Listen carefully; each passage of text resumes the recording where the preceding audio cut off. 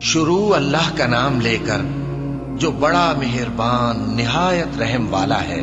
پیغمبر صلی اللہ علیہ وآلہ وسلم نے تیوری چڑھائی اور منہ پھیر لیا کہ ان کے پاس ایک نابینا آیا، اور تم کو کیا خبر، شاید وہ پاکیزگی حاصل کرتا یا وہ سمجھ جاتا تو تمہارا سمجھانا اسے فائدہ دیتا۔ اب وہ جو پرواہ نہیں کرتا سو اس کی طرف تو تم توجہ کرتے ہو، حالانکہ اگر وہ نہ سنورے تو تم پر کچھ الزام نہیں۔ اور وہ جو تمہارے پاس دوڑتا ہوا آیا اور وہ اللہ سے ڈرتا بھی ہے تو اس سے تم بے رخی کرتے ہو۔ دیکھو یہ قرآن نصیحت ہے، بس جو چاہے اسے یاد رکھے، قابل ادب ورقوں میں لکھا ہوا، جو بلند مقام پر رکھے ہوئے اور پاک ہیں، ایسے لکھنے والوں کے ہاتھوں میں ہیں جو بلند مرتبہ اور نیکوکار ہیں۔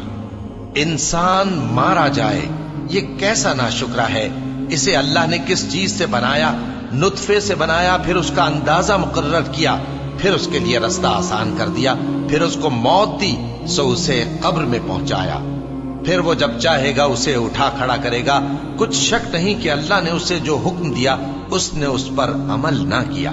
تو انسان کو چاہیے کہ اپنے کھانے کی طرف نظر کرے۔ بے شک ہم ہی نے پانی برسایا، پھر ہم ہی نے زمین کو اچھی طرح پھاڑا، پھر ہم ہی نے اس میں اناج اگایا اور انگور اور ترکاری اور زیتون اور کھجوریں اور گھنے گھنے باغ اور میوے اور چارہ، یہ سب کچھ تمہارے اور تمہارے مویشیوں کے لیے بنایا۔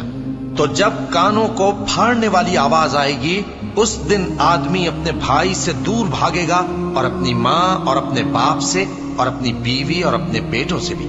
ہر شخص اس روز ایک فکر میں ہوگا جو اسے سب سے بے نیاز کر دے گی۔